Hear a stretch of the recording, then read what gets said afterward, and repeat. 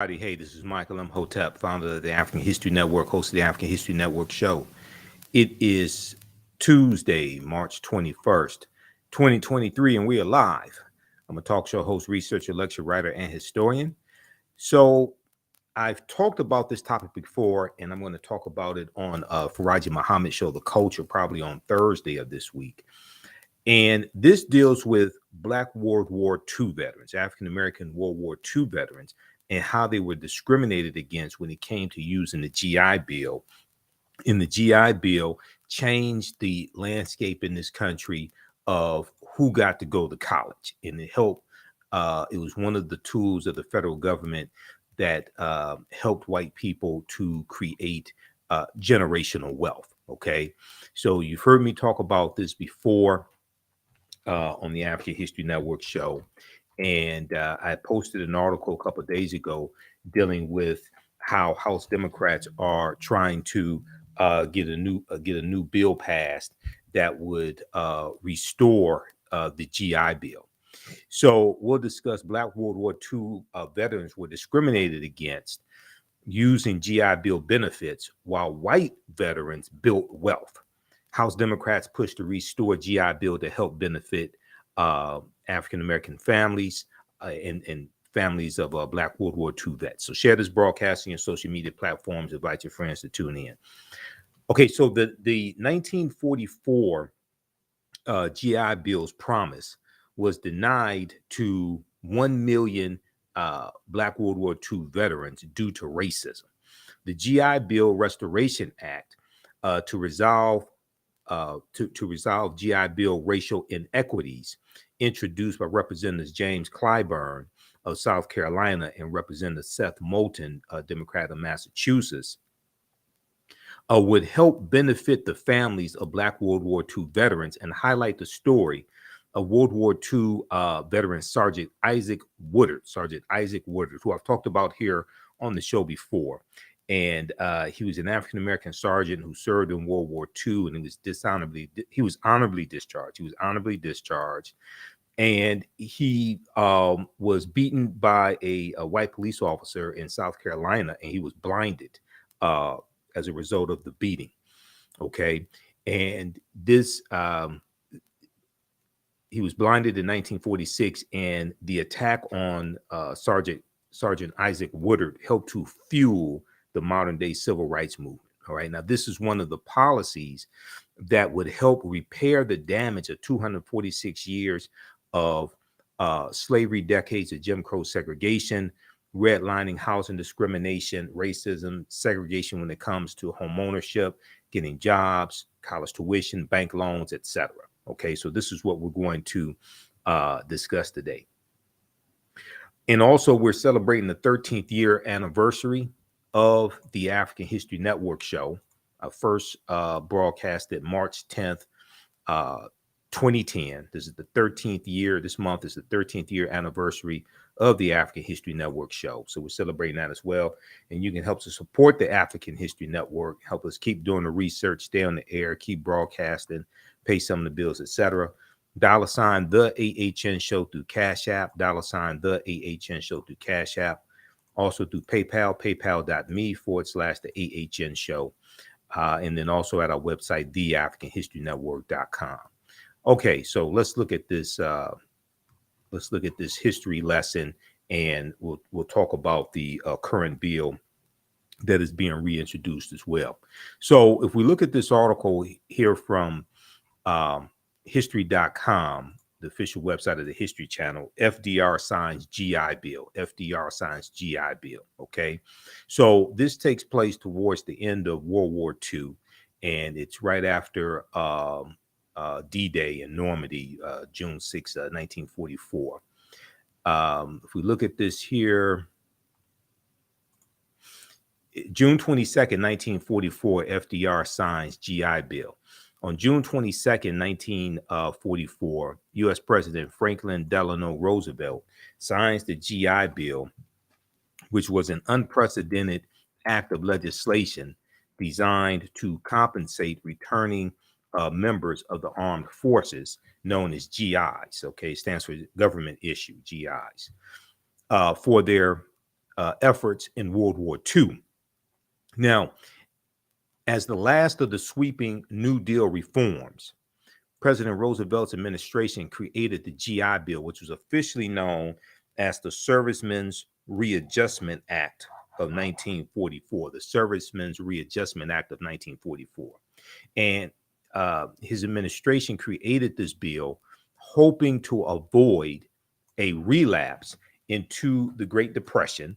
And the Great Depression basically begins in 1929 when you had the stock market crash of October 1929, hoping to avoid a relapse into the Great Depression after World War II ends. President Roosevelt particularly wanted to prevent a repeat of what was known as the Bonus March of 1932, the Bonus March of 1932.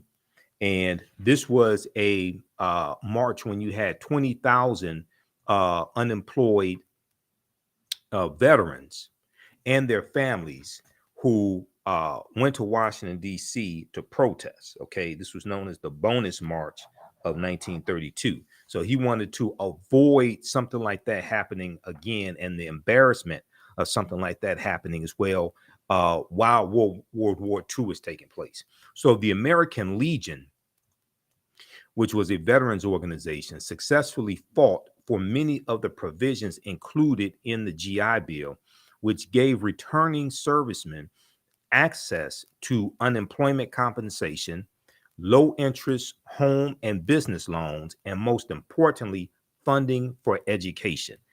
Unemployment compensation, low interest loans to buy homes and to start businesses, and also money to go to school, okay, college or trade schools. Now, by giving veterans money for tuition, living expenses, books, supplies, and equipment, the GI Bill effectively transformed higher education in America. And this changes, the GI Bill changes largely who gets to go to college, all right? And it helps create a lot of wealth and generational wealth for a lot of white families. Now, before World War II, okay, and the U.S. gets involved in World War II in 1941, December 1941, because of the attack on Pearl Harbor. Now, World War II actually begins September 1939 when Adolf Hitler invades Poland. Incidentally, Ukraine is bordered by Poland and Russia. So Russia invading Ukraine is in the region where World War II started. So before the war, college had been an option for only 10 to 15% of young Americans. And university campuses had become known as a haven for the most privileged classes, Okay. Now, by 1947, vets made up half of the nation's college enrollment. Okay. So you're looking at basically like 2 years after World War II ends. Okay. Veterans make up half of the nation's college enrollment. Now, 3 years later, nearly 500,000 Americans graduated from college compared to 160,000 in 1939. So here we see government policy working to help people, working to help veterans, working to help their families, largely white people. Okay. So you have a lot of Republicans who say they're against socialism, but the GI Bill was funded by taxpayer dollars and funded by the government.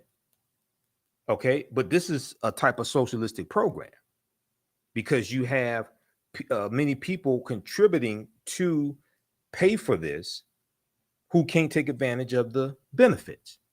And this totally changes who gets to go to college. All right. So 1950, nearly 500,000 Americans graduate from college compared to only 160,000 graduating in 1939, basically before World War II starts. Now, as educational institutions opened their doors to this diverse new group of students, overcrowded classrooms and residences prompted widespread improvement and expansion of university facilities and teaching staffs. An array of new vocational courses were developed across the country, including advanced training in education, agriculture, commerce, mining, and fishing skills that had previously been taught only informally, Now, the GI Bill became one of the major forces that drove economic expansion in America that lasted 30 years after World War II. And when we saw the HR 40 hearing in August of 2019, that's around the 400th year anniversary of August 20th, 1619, when those 20 and odd Africans came into Virginia on the White Lion pirate ship. When we saw the HR 40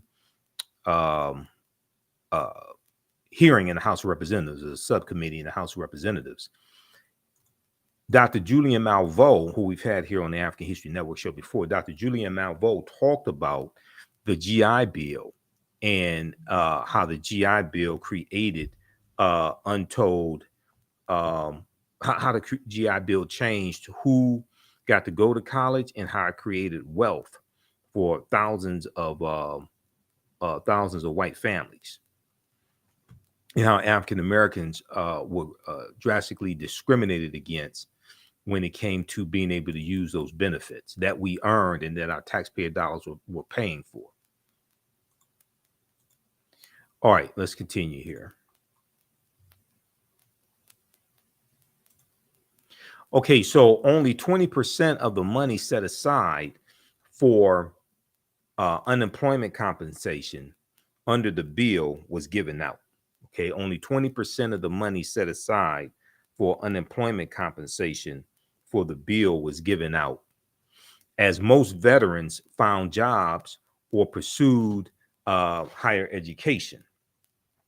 Low interest home loans enabled millions of American families to move out of urban centers and buy or build homes outside the city, changing the face of the suburbs. So you have the baby boomer generation that basically, 1945, 1946, basically started in 1946.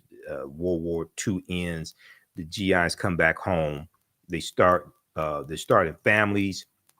They need to buy houses, okay? And then you have the suburbs being formed. They're going to be allowed to put down 3% down on low interest loans to get to buy houses in the newly formed suburbs. And then you're also going to have the expressway system that's going to be built. And that comes from the U.S. Interstate Highway Acts in 1952 and 1956. And they're going to drive 41,000 miles of interstate highways all across the country. And that's going to run through about 1,600 African-American communities, okay, and wipe out a lot of our homes, wipe out a lot of our businesses. We see that in the Fillmore district in San Francisco, okay, 883 businesses wiped out, about 20,000 people displaced, and that they were largely African-American.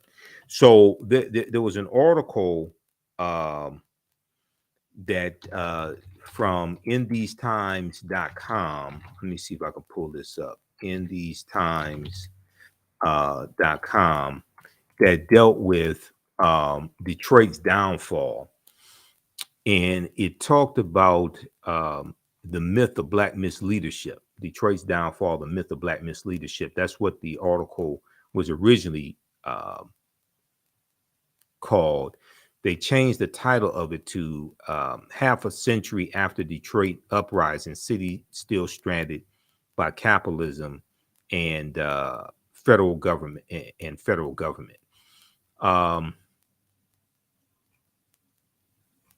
I think that, yeah, this is by Marilyn Katz for InTheseTimes.com. And one of the things she talks about in this article and the original one called The Myth of Black Misleadership, and it dealt with the city of Detroit.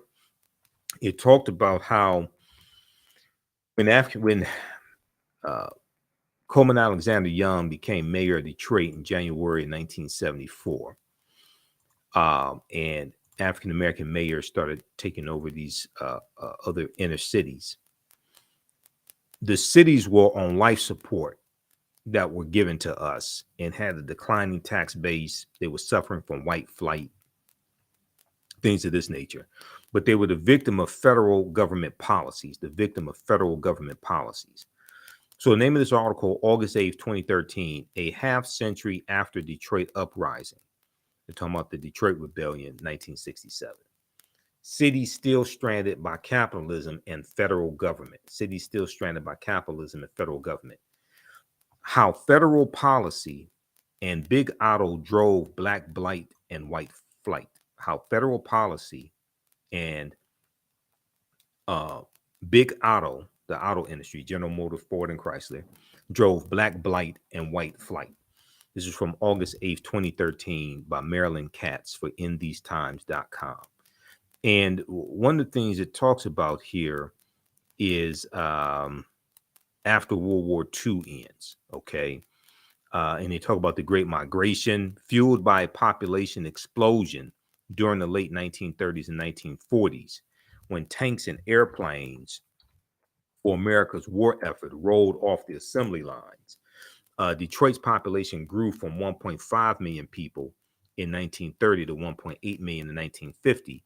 And during the same period, thousands more came for the relatively low-skilled but high-paying union-protected jobs at places like Ford, Chrysler, Packard, and GM. However, by August 1967, Detroit had already lost more than 300,000 residents, equal to the population loss each decade since then. Okay, so they go through, talk about the auto industry and pushing for some of these policies. And then they talk about this here.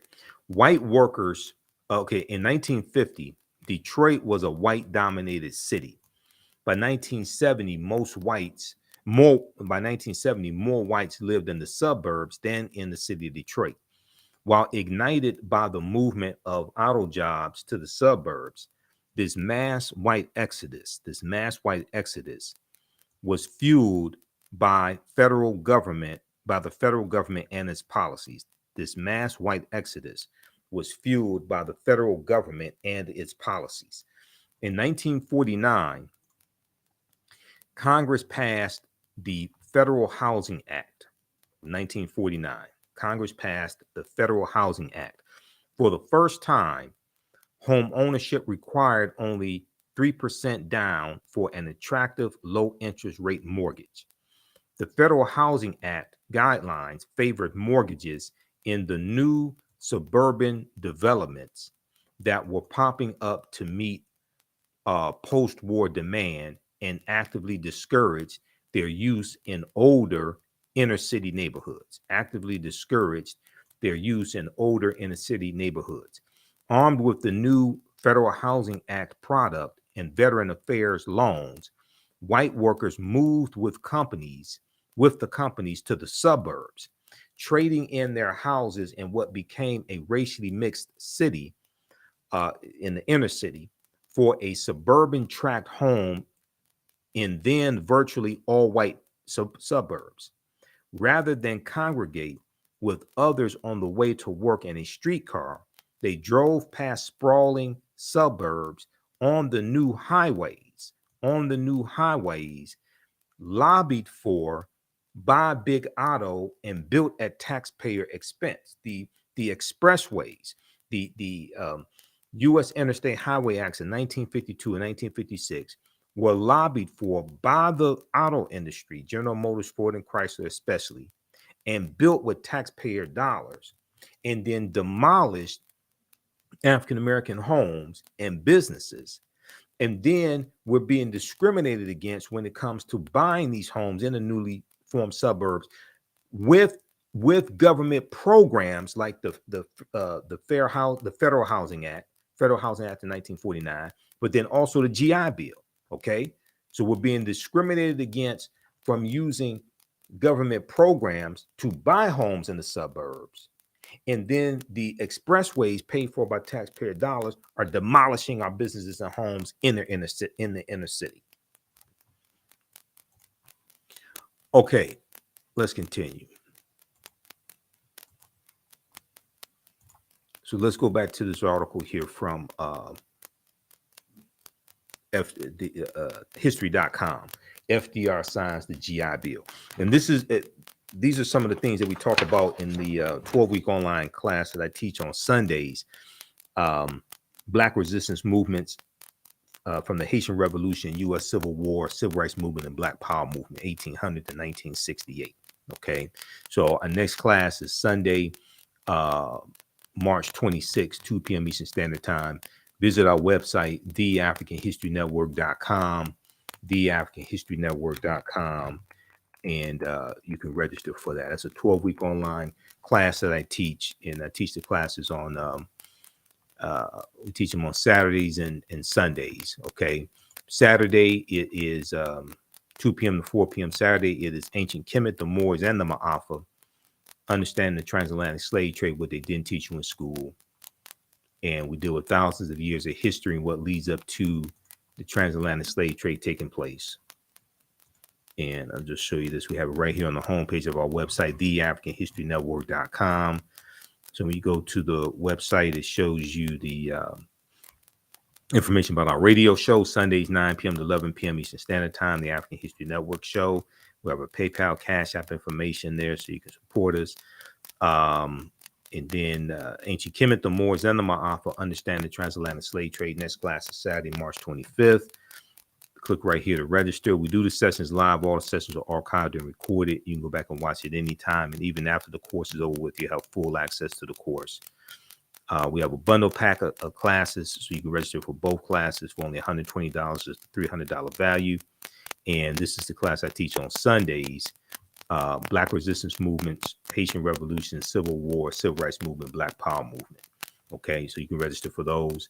And we get deep into the history. These are 12-week online courses. I do a PowerPoint presentation. We have book references, articles, video clips. So most people have never seen history taught like this before. We have tons of documentation for it as well. And you can use this information with your children also. I would say the content is PG-13. So you can use the information with your children also. Okay. So that's at our website, TheAfricanHistoryNetwork.com. And as soon as you register, you can start watching the content. And then you can join us live in the class on Saturday and Sunday. Okay, let's continue here.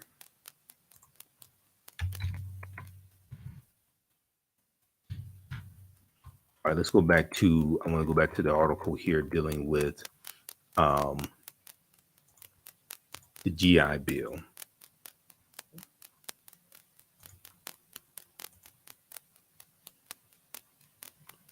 All right, let's see here.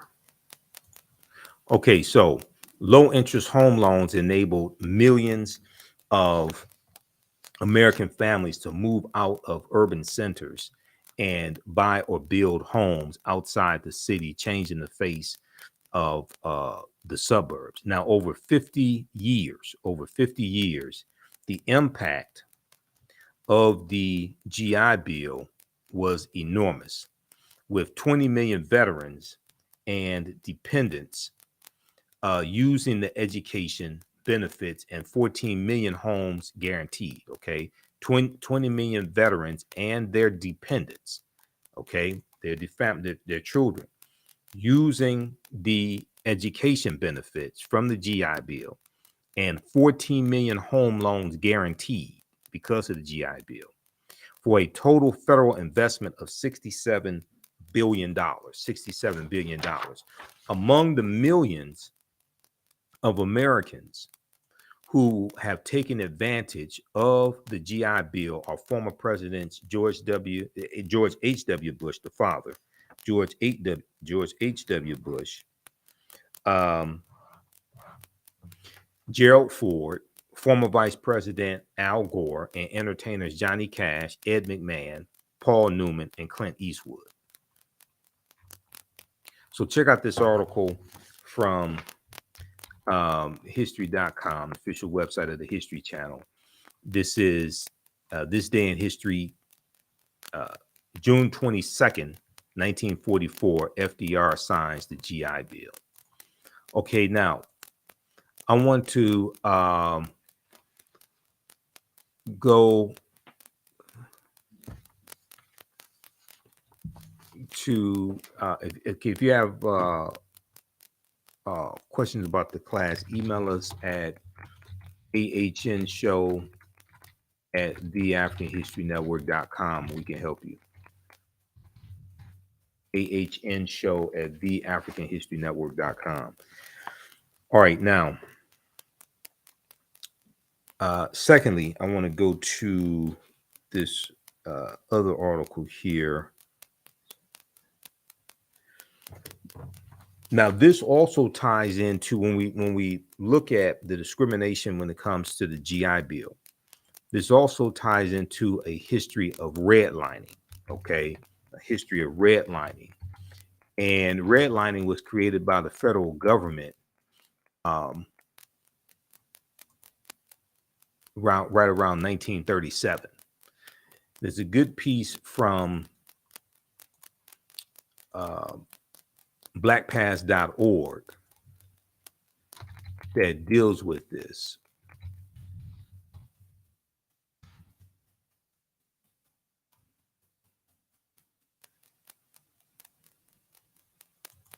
Let's see, let's pull up this piece from blackpast.org.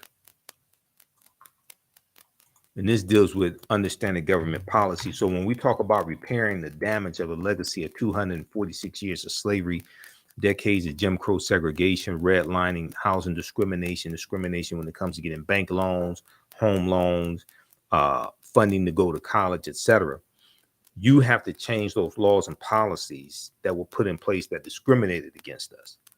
Just cutting the check doesn't address that. Okay, because those laws and policies that maldistributed wealth, power, resources, and continue to inflict harm, those policies will still be in place if you don't correct them. You have to correct those laws and policies that maldistributed the wealth, power, resources. One of them is dealing with the GI Bill. Just giving cash payments doesn't address that harm, because the laws and policies will still be in place. And after you spend the money's gone, and you're still being hurt by those policies.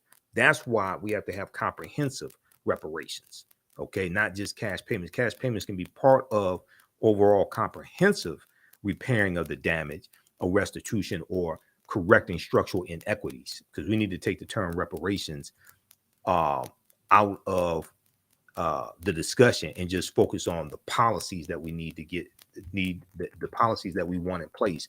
Just focus on that, as opposed to talking about reparations, because then reparations gets attacked because then it's associated with slavery and things like this. What we really should do is push the policies that we need to be in place to repair the damage and correct the harm that was done, and then deal with a history of those laws and policies, and you can trace that back to slavery, as opposed to the focus being on slavery. The focus should be on present day structural inequities and how to correct that, because that is a legacy of slavery. Okay, redlining, 1937. This is from blackpast.org. Redlining refers to a discriminatory pattern of disinvestment and obstructive lending practices that act as an impediment to home ownership among African Americans and other people of color. Okay, banks use the concept to deny loans to homeowners. Banks use the concept to deny loans to homeowners and would-be homeowners who lived in these neighborhoods. This in turn resulted in neighborhood economic decline, and withholding and the withholding of services or their provision at an exceptionally high cost. The origin of the term redlining stems from the policies developed by the Homeowners Loan Corporation, which is a government program.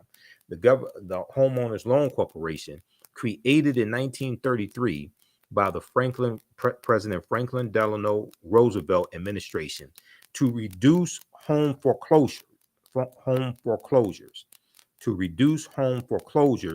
during the Great Depression, and then institutionalized by the 1937 U.S. Housing Act, which established the Federal Housing Association, FHA, the Federal Housing Association. Now, federal housing agencies, including the Homeowners Loan Corporation and the Federal Housing Association, determined whether areas were deemed unfit for investments by banks, insurance companies, savings and loan associations, and other financial companies. The areas were physically demarcated with red shaping on a map. Okay. They drew red lines around areas in the inner city where African Americans lived. Okay. And green lines around out in the suburbs. In contrast, zones which were to receive preferential lending status were marked in green shading, and intermediate areas in blue shading. Often these decisions were arbitrarily based on the area's racial composition rather than the income levels. While the practice was almost universal before 1968, the Civil Rights Act passed that year, which is the Fair Housing Act of 1968, which was as a result of the modern day civil rights movement. The Civil Rights Act passed that year theoretically outlawed redlining, okay, but it's going to take another 20 years before it's really enforced. Nonetheless, its impact was felt long after that date. In a series of Pulitzer Prize winning articles, which appeared in 1988 under the title The Color of Money, the Atlanta Journal-Constitution reporter Bill Dedman, Dedmen, described how Atlanta, Georgia banks still discriminated by the racial designation of neighborhoods, how Atlanta, Georgia banks still discriminated by racial designation of neighborhoods. His article illustrated how these banks were nearly twice as likely to lend to homeowners and prospective home buyers in low-income white neighborhoods as compared to affluent African-American areas, okay? Banks were nearly twice as likely to lend to homeowners and prospective buyers in low-income white neighborhoods as compared to affluent African-American areas. As a consequence of redlining, government program, originally, neighborhoods that local banks deemed unfit for investment were left undeveloped or in disrepair. Attempts to improve these neighborhoods with even relatively small business scale ventures were commonly obstructed by financial institutions that continued to label the underwriting as too risky or simply rejected them outright. When existing businesses collapsed, new ones were not allowed to replace them, often leaving entire blocks empty and crumbling. Consequently, African Americans in those neighborhoods were frequently limited in their access to banking, healthcare, retail merchandise, and even groceries. Now, these are examples of the harm that was done by a lot of government programs and how we are still dealing with the effects of that harm today. So when we talk about repairing the damage of these laws and policies and how it still shows up in structural inequities today, this is what we're talking about. So it was laws and policies that put us in this predicament. It's going to be laws and policies to take us out of this predicament, as one of my teachers, Dr. Claude Anderson, correctly states. You have to understand the history of how all this was shaped. This is after slavery ends. And the GI Bill is one of the most significant pieces of government legislation that helped create those structural inequities. Okay, one notable exception to this, and still is the proliferation of liquor stores and bars, which seemingly transcended the area's stigma of financial risk. Redlining also led to an appreciable dearth or lack of employment opportunities in these neighborhoods, as prospective small-scale employers were disinclined to locate there. Crime often followed in the wake of these declining neighborhoods, making further investment less likely. These developments created a cycle which seemingly justified the initial redlining practices. Okay, so check this piece out here from blackpast.org called Redlining, 1937. Give some background history on redlining. Okay, and this came from the U.S. federal government. All right, now, then also we can look at this piece, this other piece here. This is from National Public Radio, NPR.org, A Forgotten History of How the U.S. Government Segregated America. A Forgotten History, hold on, let me pull this up. A Forgotten History of How the U.S. Government Segregated America.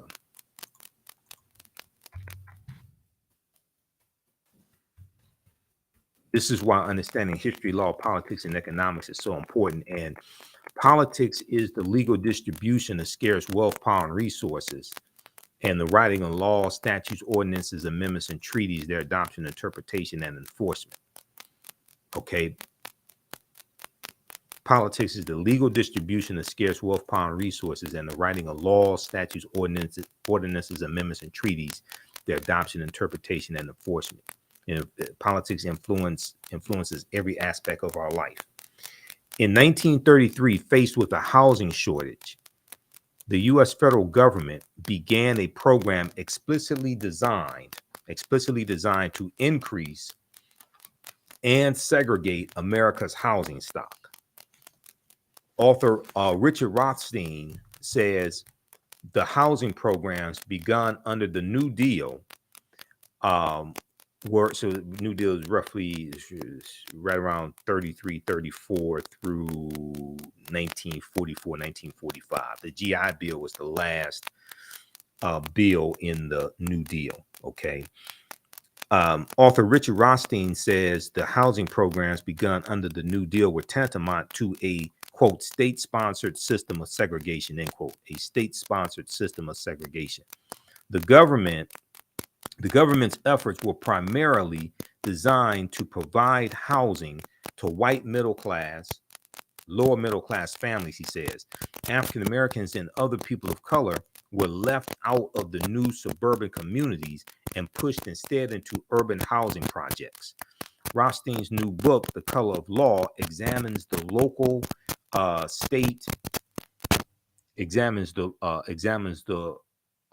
local, state, and federal housing policies,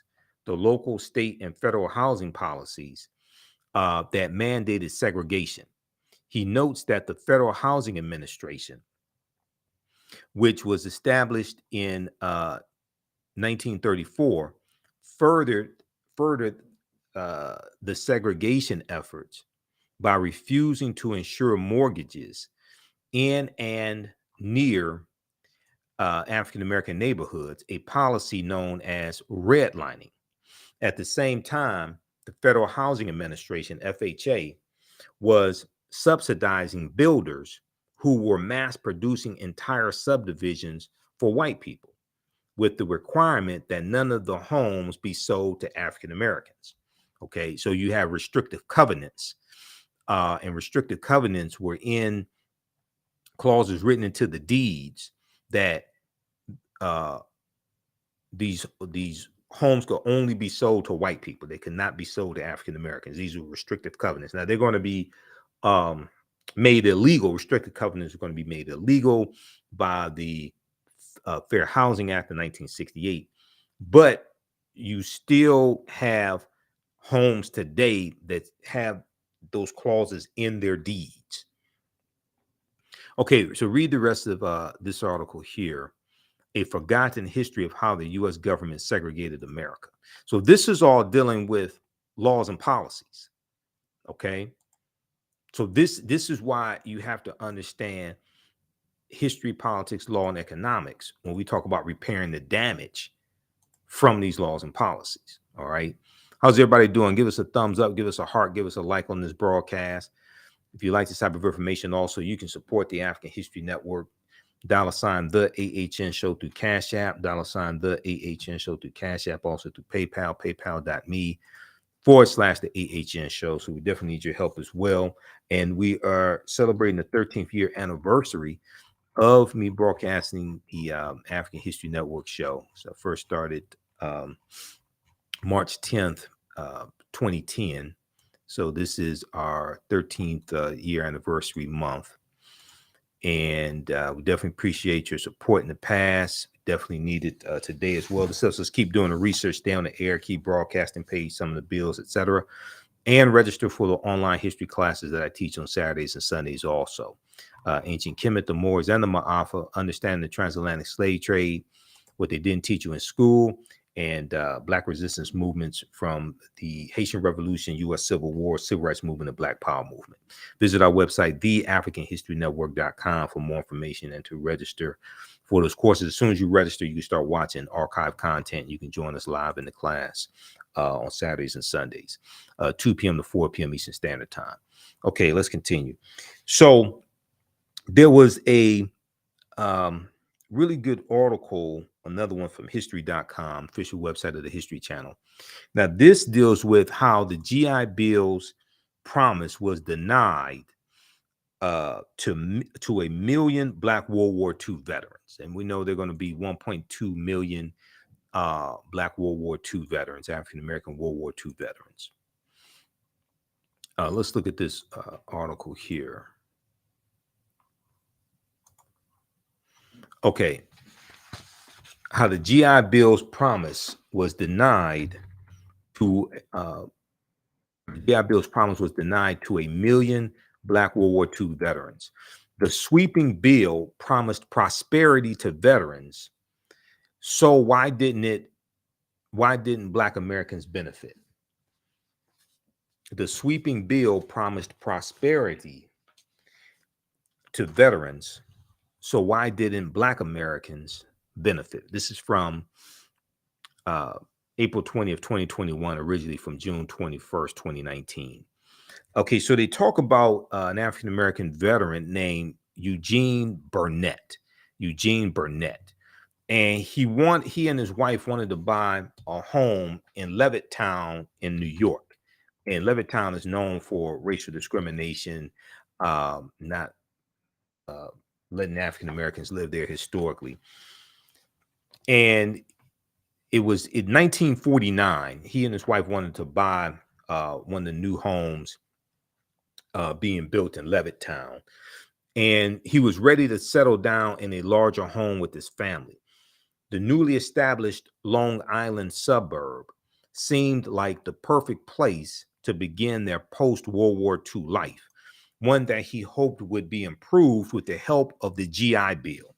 Okay, the Servicemen's Readjustment Act, signed into law June 22nd, 1944 by President Roosevelt.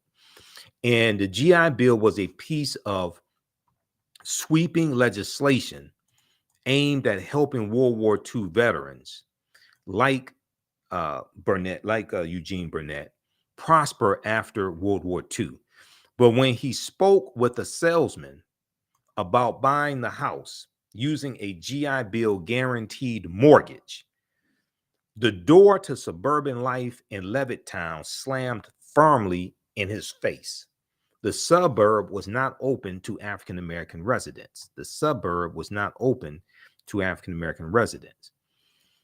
Eugene Burnett's wife, Bernice, recalled this incident and said, quote, "It was as though it wasn't real. Look at this house. Can you imagine having this? And then for them to tell me because of the color of my skin that I can't be part of it." Now, the Burnetts were not the only African Americans for whom the promise of the GI Bill turned out to be an illusion. Though the bill helped white Americans prosper and accumulate wealth, in the post-war years, it did not deliver on that promise for veterans of color, especially African Americans. In fact, the wide disparity in the GI Bill's implementation ended up helping drive growing gaps in wealth, education, and civil rights between white and African Americans.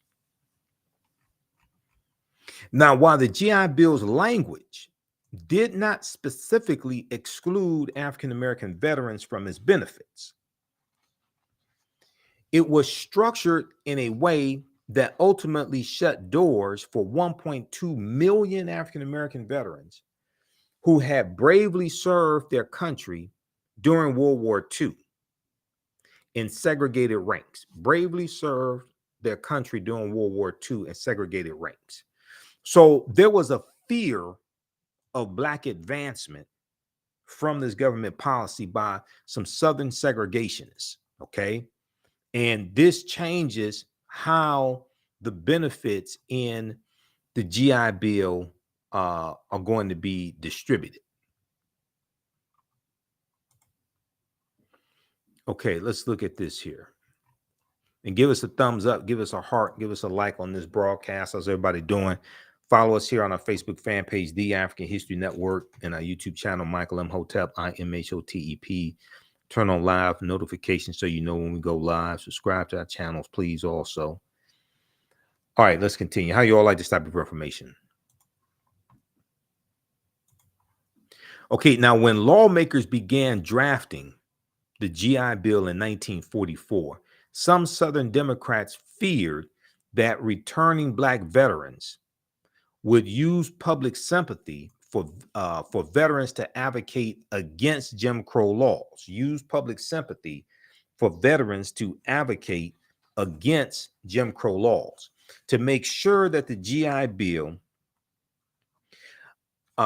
largely benefited white people. The Southern segregationist Democrats drew on tactics they had previously used to ensure that the New Deal helped as few African Americans as possible. Now, also, this is before the party realignment completes in about 1968 as well. After 64, when Barry Goldwater, senator from Arizona, runs against Lyndon Johnson for president, and Barry Goldwater loses. Then in 1968, when Richard Nixon, who ran for president in 1960 against John F. Kennedy, when Richard Nixon runs for president in 68, and he runs on the platform of law and order, and this is a backlash to the civil rights movement, the Black Power movement, the rebellions that are taking place across this country. He runs on that platform. There's a backlash to advancement of African Americans. By 1960, 2/3 of African Americans had switched from the Democratic Party to the Republican Party. And this goes back to 1928 and what's known as the Lily White Movement of 1928, which was an effort by Republicans to push African Americans out of the Republican Party and appeal to Southern segregationist Democrats in 5 former Confederate states to get them to vote for Herbert Hoover in the 1928 presidential election against Al Smith, who was a moderate Democrat from New York. This was known as a Southern strategy, okay? This was known as a Southern strategy. And it worked. Herbert Hoover became president, and the Republicans were who had been the party of Lincoln, okay, Republicans who had been the party of Lincoln. And we know that the Republican Party is going to be founded in 1854 by groups of abolitionists and, some members of the Whig Party, because the Whig Party, WHIG, was dying out by 1954. And this was a direct backlash. The forming of the Republican Party was a direct backlash to what's known as the Kansas-Nebraska Act of 1854, where you had the Kansas-Nebraska Act left up to those people living in Kansas and Nebraska, the new states of Kansas and Nebraska, left up to them to determine whether or not they had slavery, as opposed to it being dictated to them by the federal government. So it was a congressional law that allowed for the westward expansion of slavery, which infuriated a lot of abolitionists. And this caused a backlash, and the Republican Party is going to be formed to be formed by groups of abolitionists to push for the abolition of slavery and be a counter to the Democratic Party at the time, which was heavy in the South. This piece here from house.gov, history.house.gov.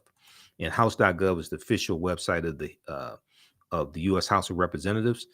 This piece right here on party realignment, this deals with the realignment of the political parties, not just the Democratic Party, but also the Republican Party. And that goes back to the Lily White movement in 1928.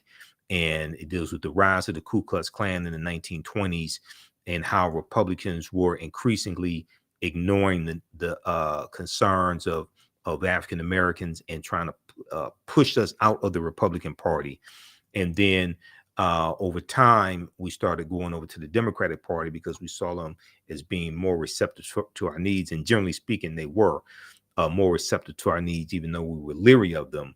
And over time, more of us started going over to the Democratic Party.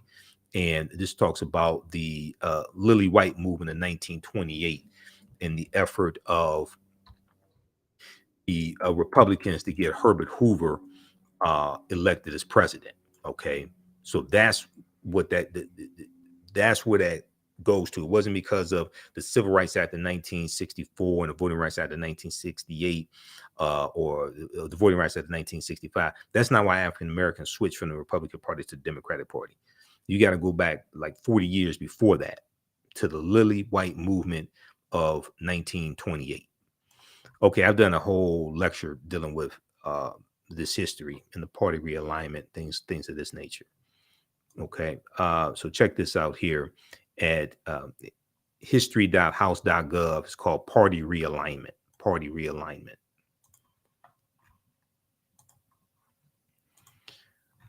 All right, let's continue.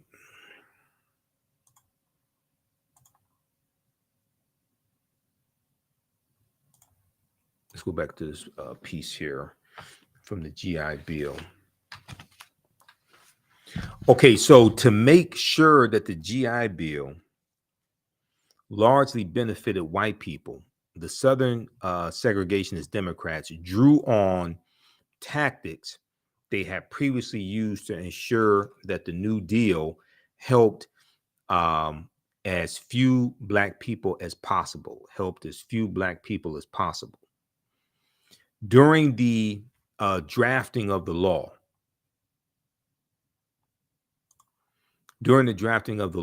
the chair of the House Veterans Committee, Mississippi Congressman John Rankin, who was a virulent racist, Mississippi Congressman John Rankin, he was a Southern segregationist Democrat and a virulent racist. Okay, and you had the Northern Democrats who were, generally speaking, more moderate. Then you had the Southern segregationist Democrats, also known as Dixiecrats. Okay, many of them. And then 1947. So, for instance, 1947, 48 presidential election. The Democratic Party, generally speaking, they ran on a more pro-civil rights agenda. You had Strom Thurmond, who was a Southern segregationist Democrat, who ran as a Dixiecrat for president also. Okay, he lost, thank God. He lost. But because of this, and then you deal with President Harry Truman, and President Harry Truman desegregating the armed forces in 1946. Okay, we'll talk about that because that came after Sergeant Isaac Woodard was beaten by a police officer. World War II veteran Sergeant Isaac Woodard was beaten by a police officer, and he was blinded in the attack by a police officer, a white police officer. So during the drafting of the GI Bill, the chair of the House Veterans Committee, Mississippi Congressman John Rankin, played hardball and insisted that the program be administered by individual states instead of the federal government. Okay, he insisted that the program be administered by individual states instead of the federal government. Mississippi Congressman John Rankin got his way. Rankin was known for his virulent racism. He defended segregation, opposed interracial marriage, and had even proposed legislation to confine, then deport every person with Japanese heritage during World War II. Okay, so we know that took place about 1942, 1945, 46 or so. Right in that period of time during World War II. Yeah. So, well, basically 1941, December 7, 1941 to June 30 of 1946.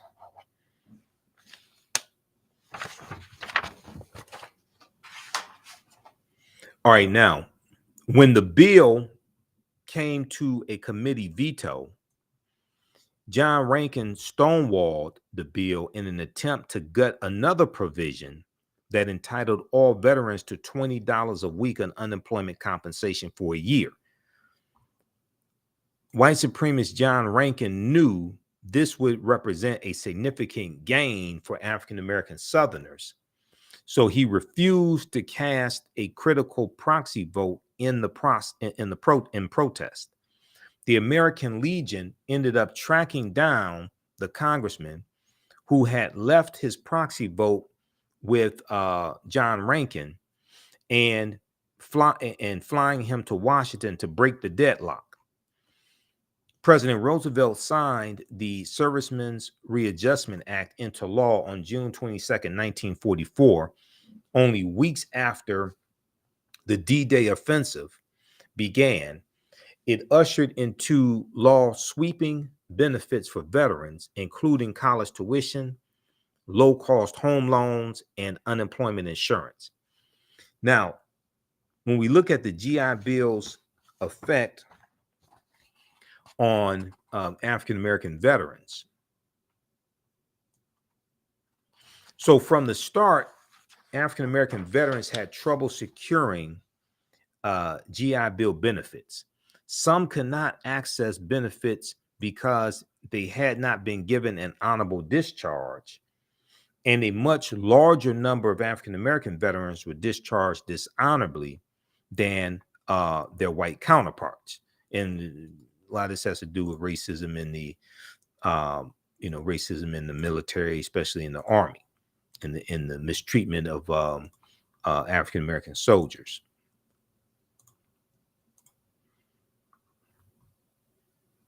All right, let's continue. And a much larger number of Black veterans were discharged dishonorably than white counterparts. Now, veterans who would qualify could not find facilities that delivered on the bill's promise. Like for education facilities. Black veterans in vocational training program at a segregated high school in Indianapolis were unable to participate in activities related to plumbing, electricity, and printing because adequate equipment was only available to white students. Okay, Black veterans in a vocational training program at a segregated high school in Indianapolis were unable to participate in activities related to plumbing, electricity, and printing because adequate equipment was only available to white students. So this gets into getting beyond just the bill, but the capacity of institutions to be able to fulfill what the bill offers, to have the equipment, to have the capacity, to have the number of classrooms, to have the number of professors or teachers to be able to handle the influx of students coming in. It's one thing to have a bill that says we're going to allow this amount of funding to go to school, things like that. That's good. But the institutions also have to have the capacity to be able to handle the influx of students that are coming because of the bill. That requires more funding.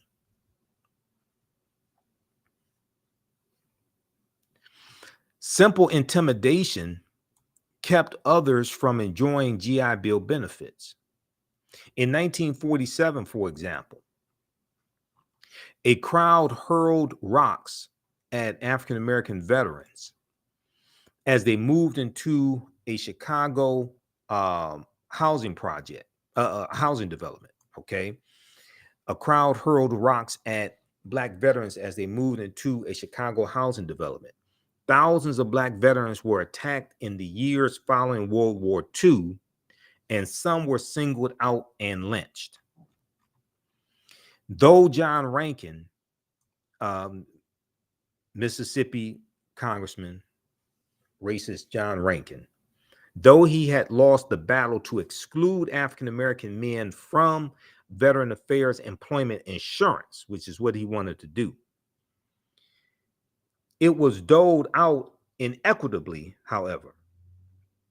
Men who applied for unemployment benefits were kicked out of the program if any other work was available to them, even work that provided less than subsistence wages. Southern postmasters were even accused of refusing to deliver the forms that African American veterans needed to fill out to receive their unemployment benefits. African American veterans and civil rights groups protested their treatment, calling for protested their treatment. Just a second, close this out. Black veterans and civil rights groups protested their treatment, calling for protections like Black involvement in the veteran affairs and non-discriminatory loans, but the racial disparities in the implementation of the GI Bill had already been set into motion. The racial disparities in the implementation of the GI Bill had already been set into motion. As the years went on, white veterans flowed into newly created suburbs, as I talked about, where they began amassing wealth in skilled positions. But African American veterans lacked those options. The majority of skilled jobs were given to white workers. The majority of skilled jobs were given to white workers. Now, here's a picture here of Staff Sergeant Herbert Ellison explaining the GI Bill of Rights to African American members of the Quartermaster Trucking Company. Okay, so this is probably 1944, 1945.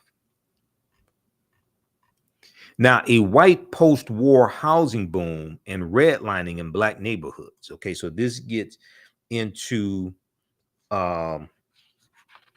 what I was talking about dealing with redlining. The post-war housing boom almost entirely excluded African Americans, most of whom remained in cities that received less and less investment from businesses and banks. Though the GI Bill guaranteed low interest mortgages and other loans, they were not administered by the VA itself. Thus, the Veteran Affairs Office could co-sign, but not actually guarantee the loans. This gave white-run financial institutions free rein to refuse mortgages and loans to African Americans. So when we look at redlining, once again, redlining was a decades-old practice marking maps by race to characterize the risks of lending money and providing insurance. It made purchasing a home even more difficult for African American veterans. Lenders froze out poor neighborhoods, ensuring that loan assistance and insurance would be denied. Okay, lenders froze out poor neighborhoods, ensuring that loan assistance and insurance would be denied. And new white suburbs often came with overly racist covenants that denied entry to black people. So these are the restrictive covenants, where it's stated in the deed that the home could only be sold to someone white, or it could not be sold to African Americans, cannot be sold to Negroes or non-white people, etc. So to give you an example, in 1947, only 2 of the more than 3,200 Veteran Affairs guaranteed home loans in 13 Mississippi cities went to black borrowers. Not 2%, but 2. Okay, in 1947. Now, see, this is a legacy of slavery. This is why it's important to focus on present day structural inequities, the laws and policies that brought about these structural inequities that brought us to today. And then you can trace that history back to slavery, but focus on correcting present day structural inequities, especially in this climate where you're dealing with anti-critical race theory laws being passed, you're dealing with the attack on the teaching of African American history, and the fact that the majority of the people that have to vote on these bills, especially at the federal level, are white. And in the Senate, you need 60 votes in the Senate. So even with 51 Democrats, you still need 9 Republicans to vote for any of these bills, unless they qualify for the budget reconciliation process, which requires then a simple majority, which is just 51. But most of these bills, you need 60 votes for, including the George Floyd Justice and Policing Act. You need 60 votes for that. And then you're dealing with the coup plotter Republicans controlling the House of Representatives. Okay. And you only have 212 Democrats in the House, basically 212. So you need 6 Republicans to vote for any bill to get it passed in the House if all the Democrats vote for a bill. You're going to need 6 Republicans to vote for it. And you're going to need Speaker of the House of Representatives, punk ass Kevin McCarthy, to bring it to the House floor for a debate and a vote, because he's a Speaker of the House, so he controls which bills come to the floor for a debate and a vote, and the bill would have to be voted out of committee in the first place, and Republicans control all the committees in the House of Representatives, okay, because they have more seats in the House because of the 2022 midterm elections. All right, now, In 1947, okay, so basically 2 years after World War II ends, only two of the more than 3,200 Veteran Affairs guaranteed home loans in 13 Mississippi cities went to African American borrowers. Only two out of 3,200. Quote, these impediments were not confined to the South, end quote, notes historian Ira Katznelson. He said, quote, in New York and the northern New Jersey suburbs, fewer than 100 of the 67,000 mortgages insured by the GI Bill supported home purchases by non-white people. Fewer than 100 out of 67,000.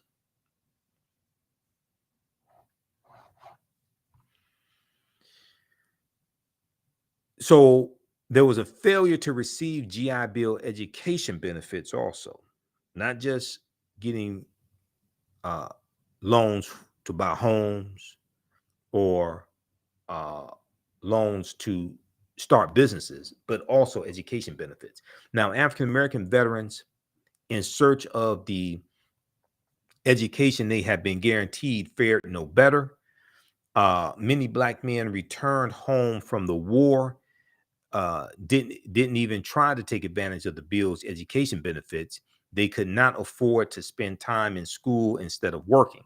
But those who did were at a considerable disadvantage compared to their white counterparts. Those who did were at a considerable disadvantage compared to their white counterparts.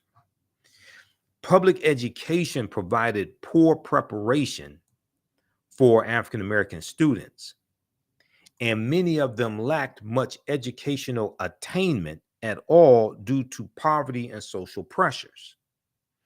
As veteran applications flooded universities, African American students often found themselves left out. Northern universities dragged their feet when it came to admitting Black students, and Southern colleges barred African American students entirely. And the Veteran Affairs Office itself encouraged African American veterans to apply for vocational training instead of university admission, and arbitrarily denied educational benefits to some students. Arbitrarily denied educational benefits to some students. Now, this is a picture here of veterans lining up for a last day rush to get counseling on GI Bill educational courses at the New York Regional Office Veterans Administration on July 25th, 1951.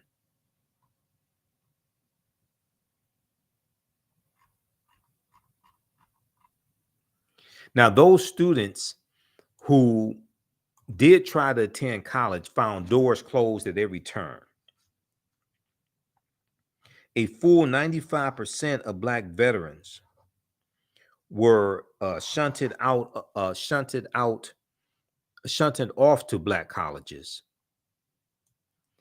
institutions that were underfunded and overwhelmed by the influx of new students. Most were unaccredited, and with a mass influx in applicants, they had to turn away tens of thousands of veterans because they didn't have the capacity. This goes to capacity building. A lot of the HBCUs back at this time did not have the capacity to handle the huge influx of the increase of African American students coming in and who were being discriminated against because they couldn't go to a lot of white institutions in the South.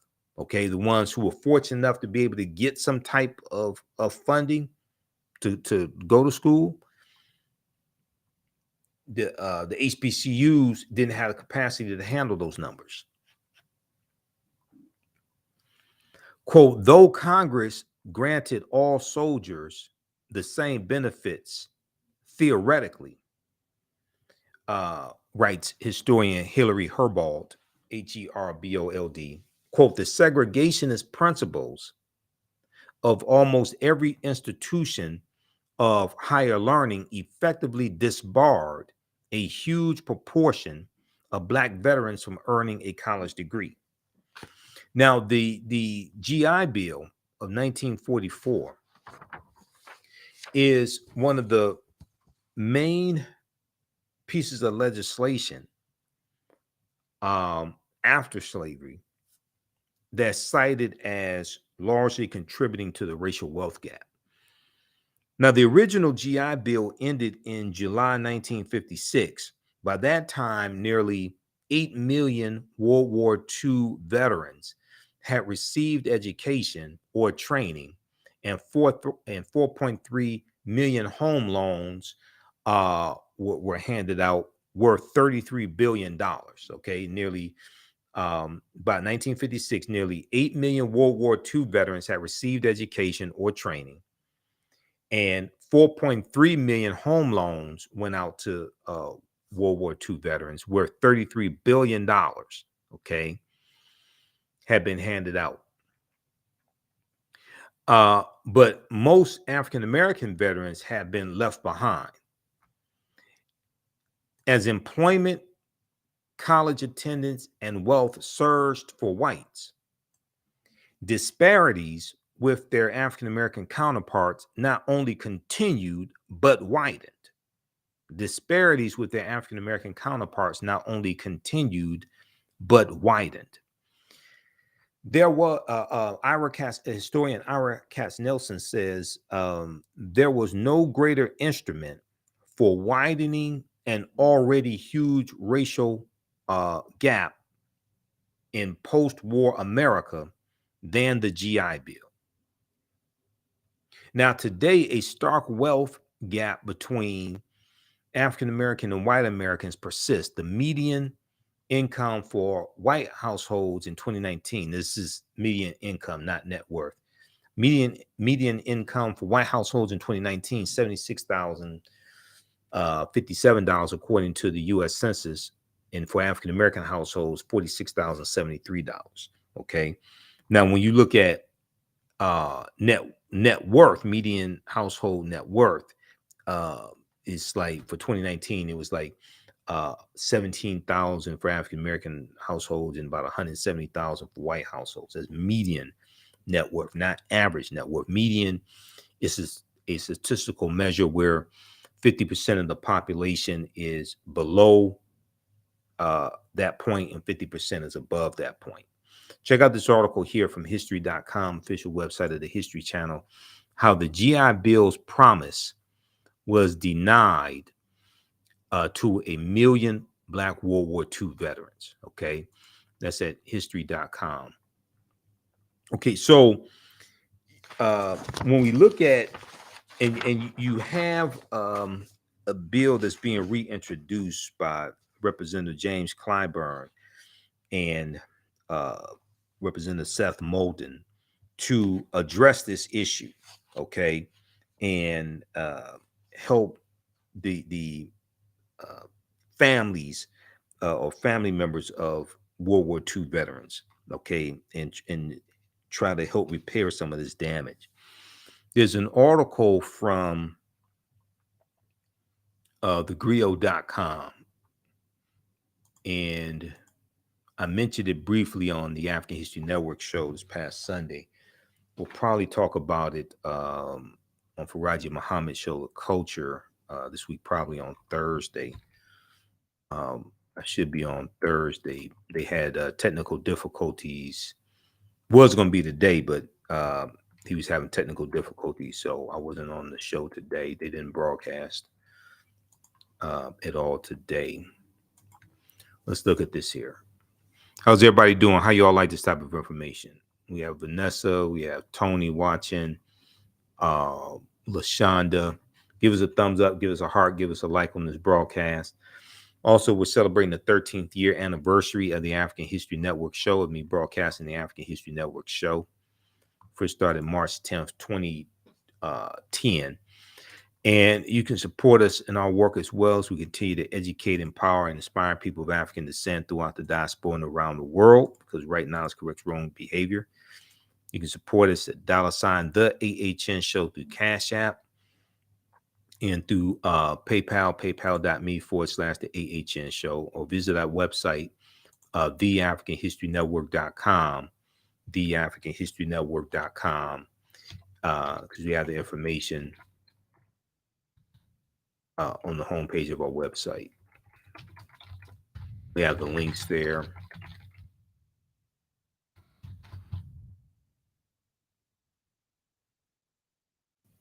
All right, yes, because we have the information around the homepage of our website.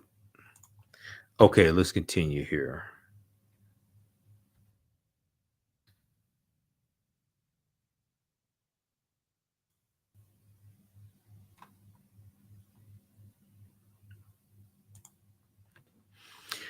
All right, now, if we look at this piece here from thegrio.com, House Democrats reintroduce GI Bill to help Black veterans and descendants receive overdue benefits. This is from March 3rd, 2023 by my girl Ashley Banks. Because Ashley, I follow Ashley on was it Instagram, and connected with Ashley through Roland Martin show, because I'm on Roland Martin show on Friday. So that's how I connected with Ashley Banks a couple years ago. All right, now let's look at this here. So the GI Bill Restoration Act is probably the only shot we have of some kind of race-specific reparations in this country, said Richard Brookshire, co-founder and CEO of the Black Veterans Project. Okay, co-founder and CEO of the Black Veterans Project. And they have an interview with Richard here. There's a clip of him. So they have the interview here in this article, so you can check that out as well. Black World War II veterans and their descendants have yet to receive the overdue GI Bill benefits. However, some House Democrats hope to change that. On February 28th, House Representative members James Clyburn, Democrat of South Carolina, and Seth Moulton, Democrat of Massachusetts, reintroduced the Sergeant Isaac Woodard Jr. and Sergeant Joseph H. Maddox GI Bill Restoration Act in an effort to seek justice for veterans and their descendants who are owed numerous benefits. Veterans and their descendants who are owed numerous benefits. Okay, now here's a picture of the Harlem Hellfighters during World War I. The 369th Infantry Regiment, also known as the Harlem Hellfighters. Now, Richard Brookshire, co-founder and CEO of the Black Veterans Project, told thegrio.com that the GI Bill might have to overcome some challenges before being signed into law. He said, I honestly feel like the GI Bill Restoration Act is fantastic, but I also know the political feasibility of that is very slim. I also know the political feasibility of that is very slim. In most respects, because of the cost, and then because there seems to be some level of disagreement about whether or not passing a piece of targeted racial policy like that would withstand judicial review. End quote. Yeah, because race-based policies at the federal level are illegal based upon Title VI of the 1964 Civil Rights Act, Section 601, which is non-discrimination of federally assisted programs. Okay, so this is why they would they have to be careful. This is why they made a change in this reiteration of the GI Restoration Act. I'll come to that in just a minute. You can read the Civil Rights Act of 1964 at archives.gov.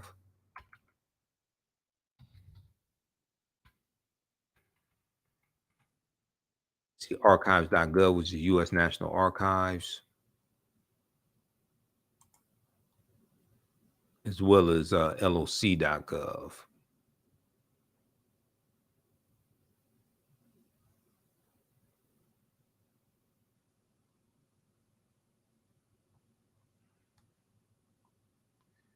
Let me see, where is that?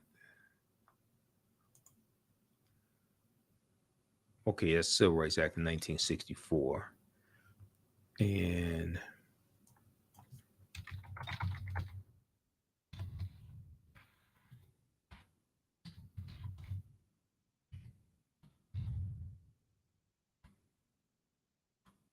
okay, well, we'll have to pull that up here.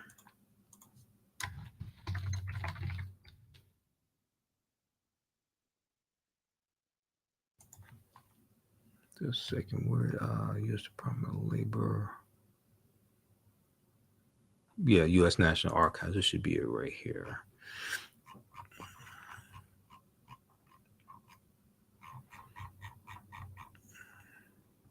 Okay, U.S. National Archives. This is archives.gov.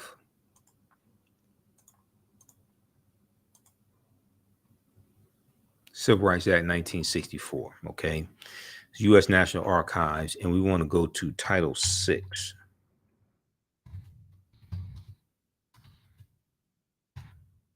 A non-discrimination of federally assisted programs. Section 601. No person in the United States shall, on the ground of race, color, or national origin, be excluded from participation in, be denied the benefits of, or be subjected to discrimination under any program or activity receiving federal financial assistance. Okay, so this is why race-based policies at the federal level are illegal, and that was put into the 1964 Civil Rights Act because we were being discriminated against when it came to, a lot of federal policies.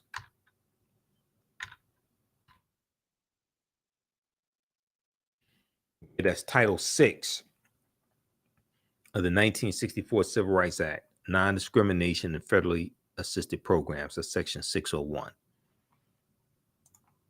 So you can check that out at archives.gov. Okay, let's continue here.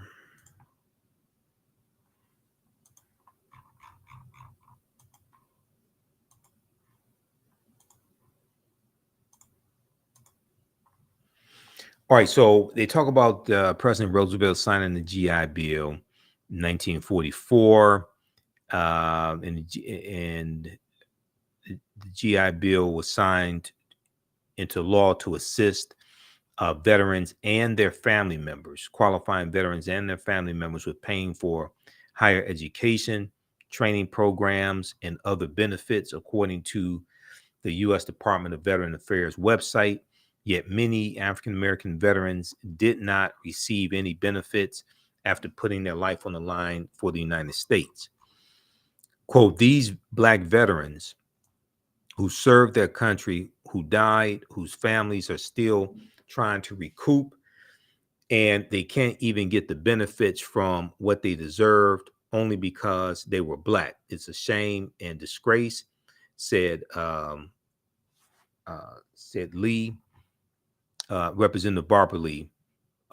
She recently spoke to thegrill.com and called it a disgrace, how the African American veterans were treated.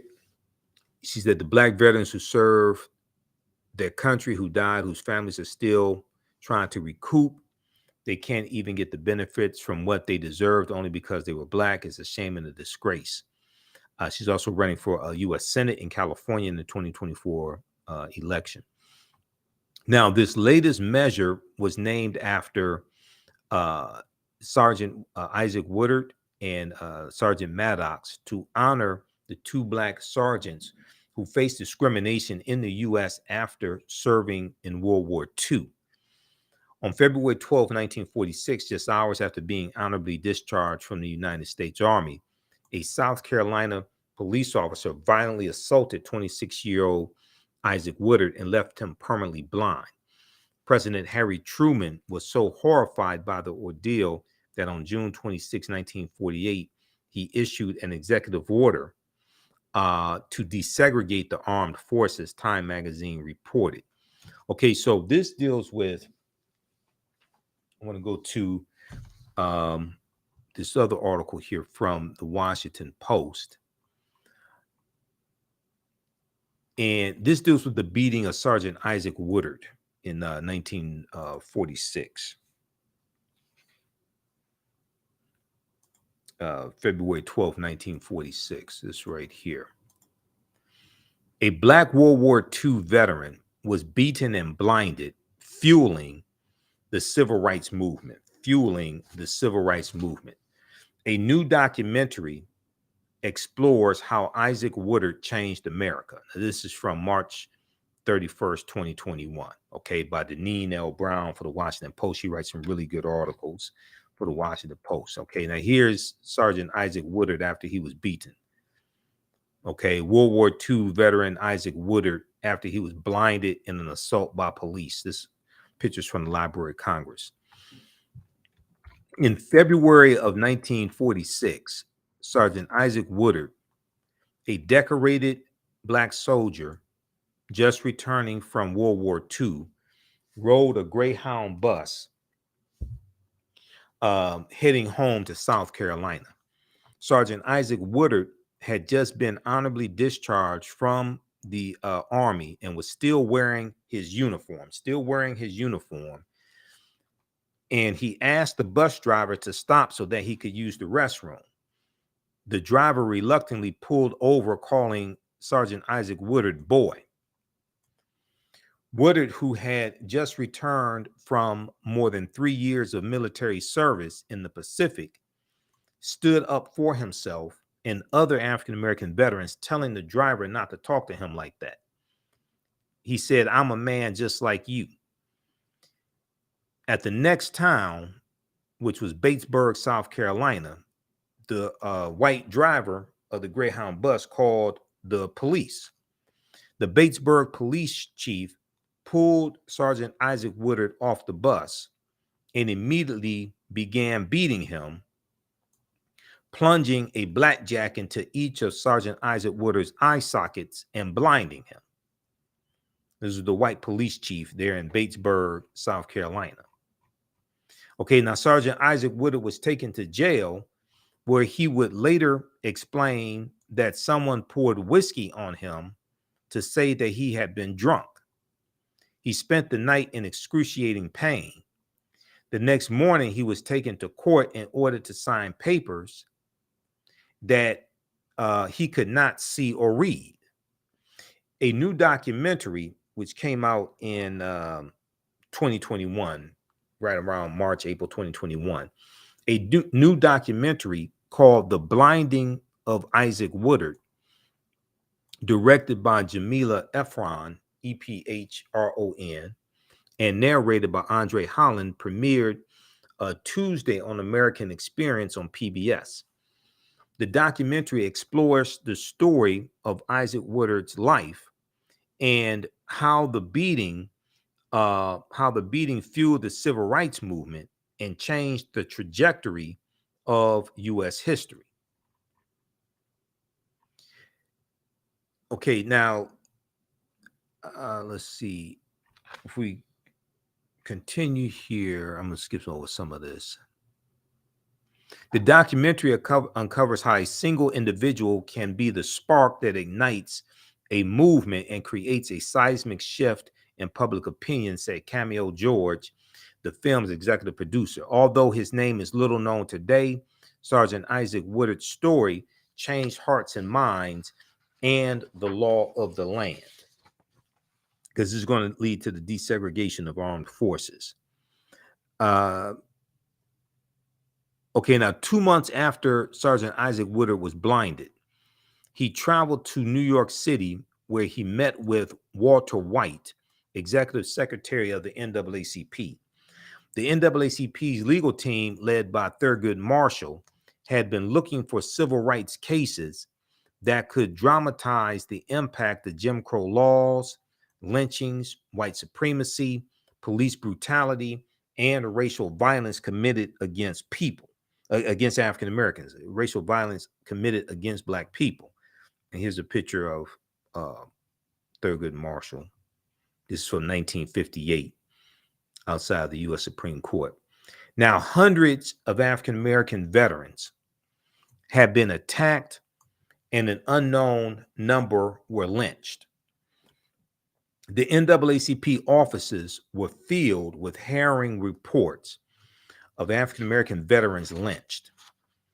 One Black veteran had been murdered for casting a vote in a primary. In July of 1946, 4 Black people, including George W. Dorsey, a distinguished veteran who had served in World War II in the Pacific and North Africa, were beaten, tortured, fatally shot, and hanged from Moore's Ford Bridge in Walton County, Georgia, in what is called the last mass lynching in America. What is called the last lynching in America. This is July 1946, okay, in Walton County, Georgia. They were hung from the Moore's Ford Bridge. Jamila Efron, the film's director, okay, of the blinding of Isaac Woodard, she says so many people did not survive their encounters with police officers. Here, someone had survived. Isaac Woodard's face bore the evidence of the crime committed against him, end quote, she said. Now, unlike so many other African-American veterans who have been lynched, Isaac Woodard lived to tell his story. The NAACP was able to use Isaac Woodard to galvanize people, Jamila Efron said. Isaac Woodard traveled the country on a speaking tour. A benefit concert headlined by Billie Holiday, Woody Guthrie, and Duke Ellington was organized to raise money for Isaac Woodard. Heavyweight champion Joe Louis co-chaired the concert. Now, Sergeant Isaac Woodard took the stage speaking in a low voice. The audience of more than 20,000 people fell silent. He said, I spent 3.5 years in service. I spent 3.5 years in service of my country and thought I would be treated as a man when I returned to my country. But that was a mistake, he said. Now, Sergeant Isaac Woodard's story resonated. More than 900,000 African-American men fought in World War II. It's about 1.2 million fought in World War II. Most of them returned home to the South carrying themselves with dignity of having fought for their country, hoping they would be treated with respect. Instead, many were attacked simply for wearing their uniforms.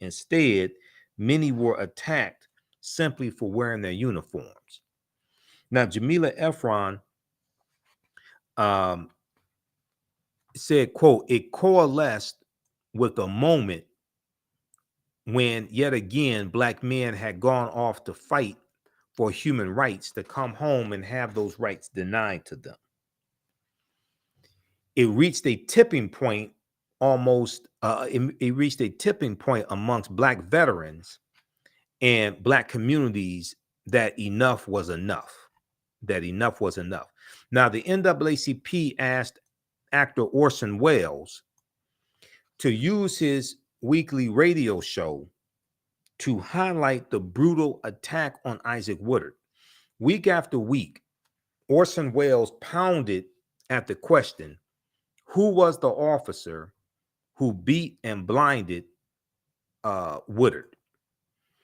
Orson Welles asked for help in identifying the town where Isaac Woodard was beaten and the name of the officer, quote unquote, Officer X. Orson Welles announced, "I'm talking to you. You are going to be uncovered." Now, within days, the NAACP received a letter from an African-American soldier who wrote that he was on the bus when Sergeant Isaac Woodard was pulled off. The letter writer identified the town where the beating occurred as Batesburg, South Carolina. Orson Welles announced, "Officer X, we know your name now. Officer X, we know your name now." Now, here's Isaac Woodard applying for maximum disability benefits, and his mother stands to his right.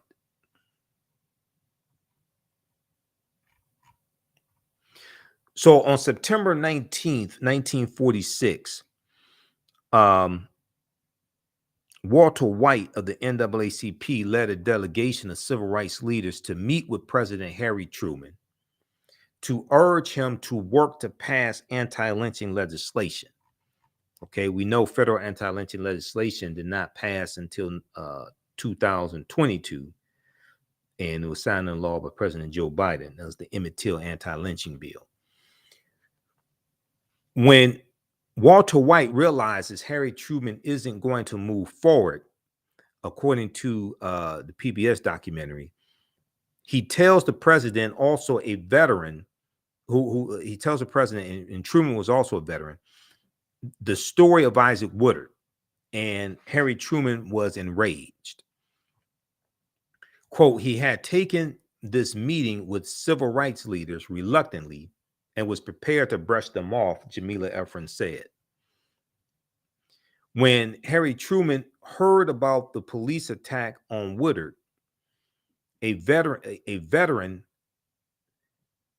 President Harry Truman said, quote, "My God, I didn't know it was this bad. We've got to do something," Jamila Efron said. Now, the next day, President Harry Truman ordered his attorney general to bring federal charges against Batesburg police officer Chief Linwood L. Shull, Shull. Okay, Linwood L. Shull, who was charged with violating the civil rights of Sergeant Isaac Woodard by blinding both of his eyes.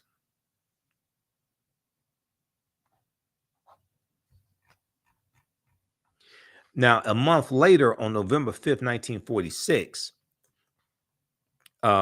Police Chief Linwood L. Shull, his trial began in Columbia, South Carolina. The trial was presided over by Judge Waities, W-A-T-I-E-S, Waring, the son of a Confederate soldier. Okay, Judge J. Waities Waring, W-A-R-I-N-G. He was the son of a Confederate soldier. During the trial, and now South Carolina is where the Civil War started also, by the way, April 12, 1861. Now, during the trial, Isaac Woodard testified that he was pulled off of the interstate bus on the night of February 13th, 1946 in Batesburg, South Carolina. Shull was waiting for him at this bus door, he said, and struck him before he could say anything, according to a 1946 United Press news article. Quote, "Two war veterans, a Negro and a white, who were discharged at Augusta the same day as Isaac Woodard and rode on the bus with him, testified that the Negro was not drunk and had not created a disturbance. The all-white jury deliberated only 15 minutes before acquitting Police Chief Linwood L. Shull." Okay, can you believe that? This is South Carolina. This is, racist South Carolina in 1946. They deliberated for 15 minutes before quitting the white police chief. Quote, Judge Waring and his wife are appalled at the blatant miscarriage of justice. According to PBS, Waring would devote the rest of his career to the fight against racism. The Warings become the targets of threats and violence. Now, on December 5th, 1946, a month after the trial ended, President Harry Truman signed an executive order creating the President's Committee on Civil Rights. On June 28, 1947, President Harry Truman accepted the invitation from the NAACP's Walter White to speak at the organization's annual convention. Okay. He said there's no justifiable reason for discrimination because of ancestry or religion or race or color. He said we cannot any longer await the growth of a will to action in the slowest state of the most backward community. Our national government must show the way, end quote. Now, a month later, on July 26, 1946, President Harry Truman signed executive orders 9980 and 9981, racially integrating the U.S. military and the federal government workforce. Racially integrating the U.S. military and the federal government workforce. And this is going to, especially the federal government workforce, this is going to allow more African Americans to get employed in the federal government and create more upward mobility, especially in subsequent years, like after going to the 50s and then the 60s and the modern day civil rights movement, etc. So that was as a result of Sergeant Isaac Woodard's beating and blinding. And it was President Harry S. Truman who signed those executive orders. Okay, now, if we look here if we go back to the article here from thegrio.com, I want to give you some background history on Sergeant Isaac Woodard, because this bill that's being proposed is partly named after him. Now, according to a press release from Representative James Clyburn's office, Sergeant Maddox was medically discharged from the Army after sustaining an injury. Upon his return to the U.S., he was accepted into Harvard University. However, he was denied tuition assistance. Okay, that's Sergeant Joseph H. Maddox. However, he was denied tuition assistance.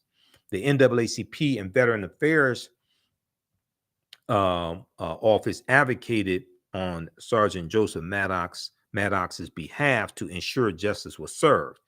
Representative James Clyburn's office further highlighted the racial disparities that occurred after President Roosevelt signed the GI Bill into law.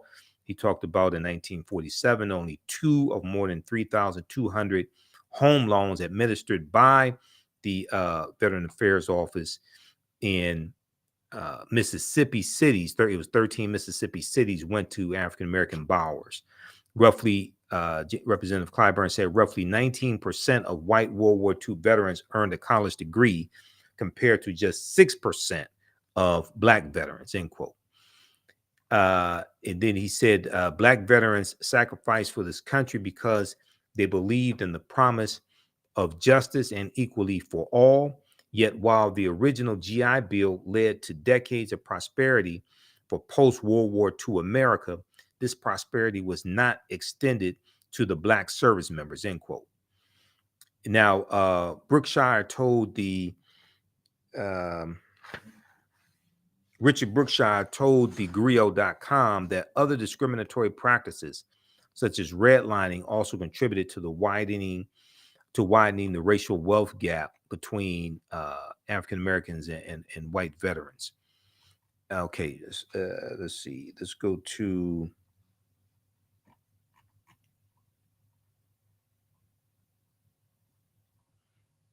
And now for the GI Bill Restoration Act to move forward, it must be passed in the House of Representatives, and then it has to be passed in the Senate before it can be signed into law. Brookshire told the Grio.com, the GI Bill is probably the only way, the only shot, the GI Bill Restoration Act is probably the only shot we have of some kind of race-specific reparations in this country, and I think it should pass in full. All right, now, February 28th, I think it was February 28th, February 28th, 2023, Representative James Clyburn and Seth Moulton were on Morning Joe on MSNBC. Okay. And I want to go to that clip here. How's everybody doing? We'll go to that clip here in just a minute. All right. How's everybody doing? Ali Garrett said, he said, every time the Democrats propose a bill to help Black Americans or other minorities, women and the poor, the Republicans just block it. And anybody who is not a heterosexual white man gets no help in America. That's why Republicans have to be taken out of power, and you got to get to so Democrats have to take back control of the House of Representatives. And I'm neither Democrat nor Republican, but I sure as hell ain't stupid. I can see who keeps blocking and voting against policies that are beneficial for us, and I can see who keeps voting for policies that are beneficial for us and who keeps writing those policies. And that's why Democrats have to take back control of the House of Representatives. But also you need to get like 54, 55 Democratic senators so that you can do a carve out to the filibuster in the Senate, or change the filibuster and go back to a talking standing filibuster. Okay, because as it stands now, you have to get 60 votes to get any of these bills passed, unless it's dealing with federal judges. Okay, you have to get 60 votes, and federal judges or U.S. Supreme Court judges, unless it's dealing with judges, and trying to get 60 votes is a tall order in the Senate. All right, now I want to go to this clip here. This is from Morning Joe, and Representative James Clyburn and Seth Moulton are talking about the bill that they are reintroducing. Also, if you like this type of information, you can support the African History Network. $ the AHN Show through Cash App. $ the AHN Show through Cash App. Also through PayPal, paypal.me/the AHN Show. And we also have the information on the homepage of our website. And this is our official Cash App account, $ the AHN Show. There's some fake African History Network Cash App accounts out there that I'm still trying to get shut down. This is ours. Our tag is $ the AHN Show, SHOW. When you go to it, it'll say Michael. Make sure my picture there also. These other ones are fake African History Network Cash App accounts. I've identified 5 of them, and they're using versions of our Cash App tag, and they've been stealing money from us. Okay, so it's creating a huge problem. So we have the information right here on the homepage of our website also, and you can just click on our link, and it has a QR code as well for Cash App here, and we have the link for PayPal also. All right, I want to go to this clip here from Morning Joe, where they explain this bill and why it's so important.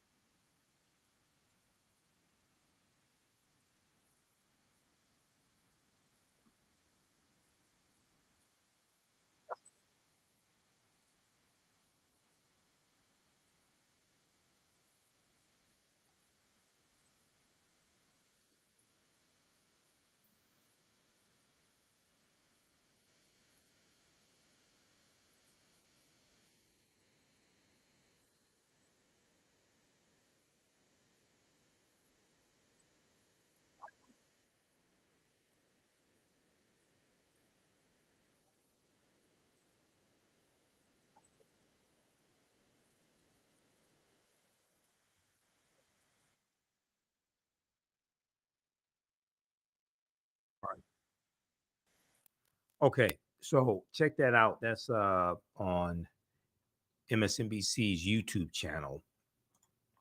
That is from February 28th, 2023. House Dems push to restore GI Bill to help benefit families of Black World War II vets. Okay, and we'll post the link here to that video also here on the thread of the broadcast.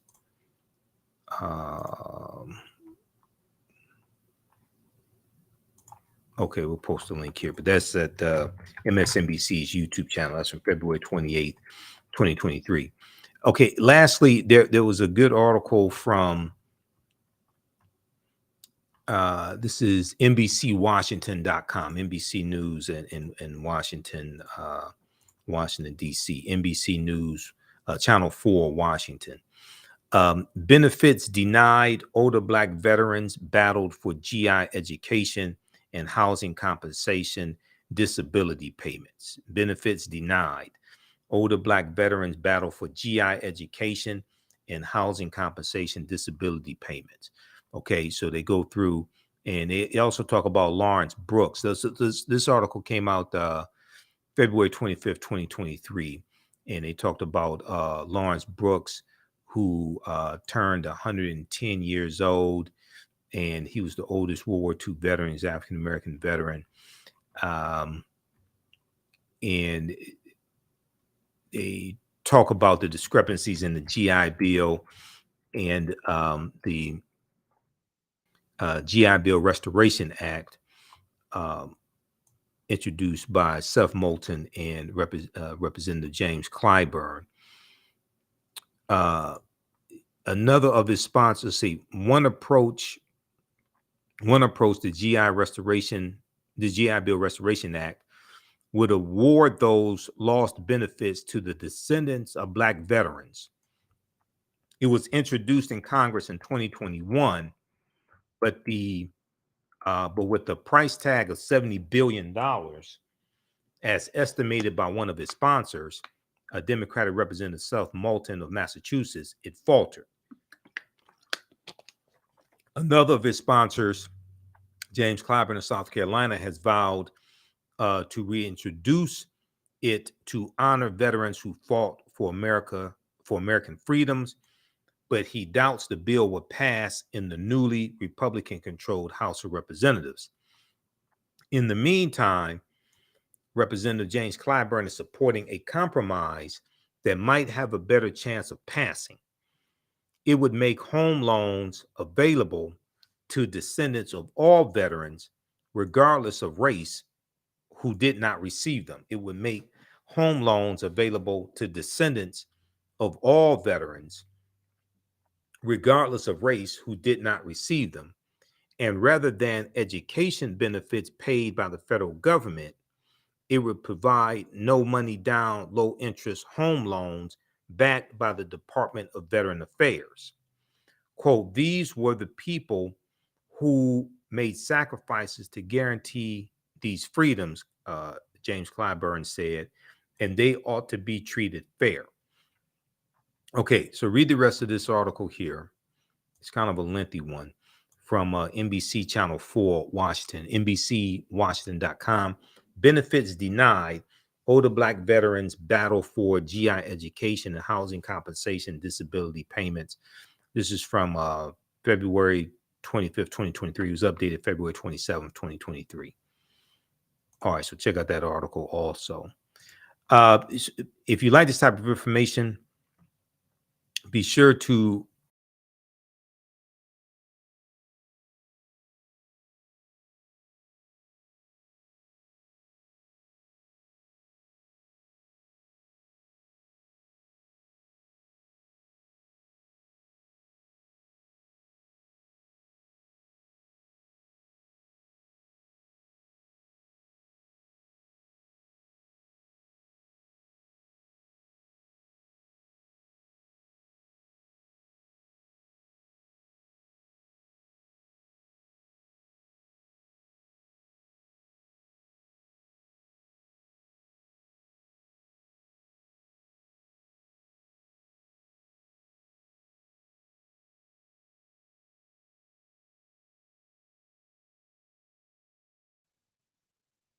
All right, we're back. Somehow I hit the wrong, but I guess I hit the wrong button or something, and it closed out the broadcast in the browser here. All right, so check out that article from NBC Washington. Also, it's a rather lengthy article. If you like this type of information, if you like this type of history, be sure to register for the online history classes that I teach on Saturdays and Sundays. Okay. So, Saturday, 2 p.m. to 4 p.m. Eastern Standard Time is Ancient Kemet, the Moors, and the Ma'afa. Understanding the transatlantic slave trade, what they didn't teach you in school. We deal with thousands of years of history and what leads up to the transatlantic slave trade taking place. I do a PowerPoint presentation. We have book references, articles, video clips. I'll share some excerpts of interviews I've done with various African-centered scholars like Professor Kabahaya Watha-Kamene and Ranoko Rashidi, because I've interviewed a lot of these scholars over the years. 13 years I've been doing the African History Network show, so I have a huge archive of interviews that I've done. And then even after the course is over with, you still have access to the full class, and you can watch on demand as much as you want to. The class is on sale $80, regularly $130. So we definitely need your support. This helps to finance the African History Network. This helps us keep doing the research, stay on the air, pay some of the bills, etc. Because we're dealing with some financial challenges this week that I'm trying to actually in the next couple of days that I'm trying to get taken care of. So we definitely need your support.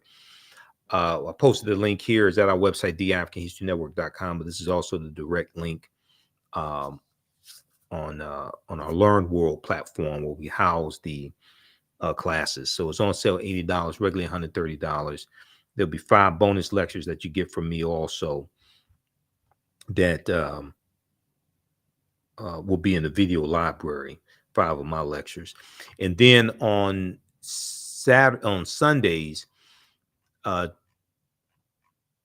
2 p.m. to 4 p.m. Eastern Standard Time, I teach Black resistance movements from the Haitian Revolution, Civil War, Civil Rights Movement, Black Power movement. Okay, that's 2 p.m. to 4 p.m. Eastern Standard Time also. And we deal with history from 1800 through 1968.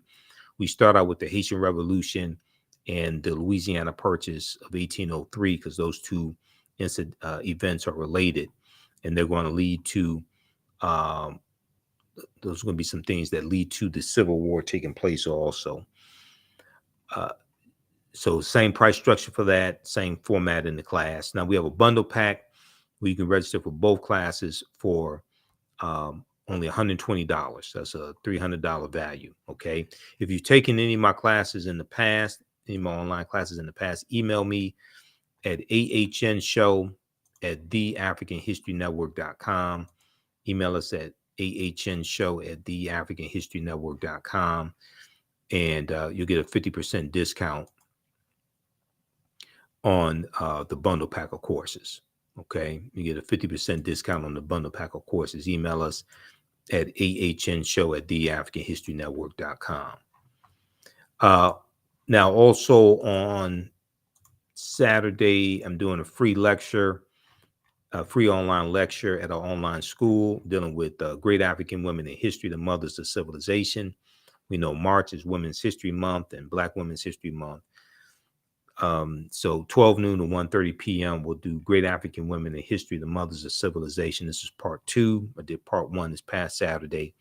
That's a free online lecture that you can register for also. We have the information around the homepage of our website, TheAfricanHistoryNetwork.com.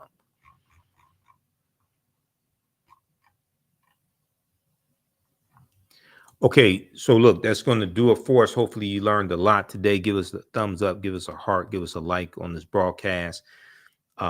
Please also financially support the African History Network if you like this type of information, if you learned a lot from us over the past 13 years, or if you just found out about us today. We definitely need your support as well. Remember, right now is correct strong behavior. It's not over till we win. Wakanda forever. And we'll talk to you next time. Peace.